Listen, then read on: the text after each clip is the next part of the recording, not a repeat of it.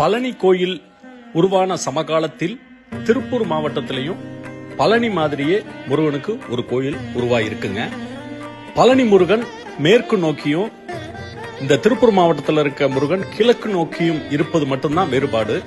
எந்த கோயில் அப்படின்னு தெரிஞ்சுக்கணும்னா அந்த வீடியோவை முழுசா பாருங்க. எக்ஸ்க்ளூசிவான கோயில் வீடியோக்கள் பார்க்கணும்னா அவசியம் எங்க சேனலை சப்ஸ்கிரைப் பண்ணிக்கங்க.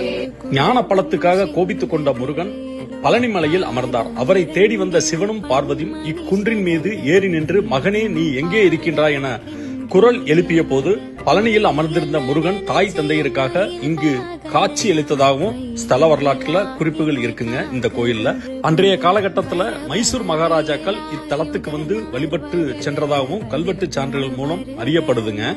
கந்த சஷ்டி காலங்கள்ல இந்த காணொளி எடுத்தது. பக்தர்கள் எல்லாமே லட்சார்ச்சனை கூட்டு வழிபாடு முருகப்பெருமானுக்கு செய்யும் ஒரு அருமையான நிகழ்வு.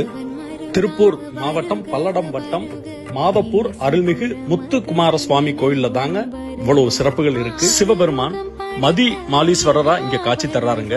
மரகதாம்பிகை, முத்துக்குமார சுவாமி என மூவருக்கும் தனித்தனி சன்னதிகள் இருக்குங்க. ஒரு சிறிய மலை குன்றின் மேலதான் இந்த திருக்கோயில் இயற்கையான சூழல்ல அமைஞ்சிருக்குங்க. அவசியம் குடும்பத்தோட குழந்தைகளோட போயிட்டு வாங்க. குழந்தைகளுக்கு ரொம்ப பிடிக்கும் இந்த கோயிலோட சூழல்.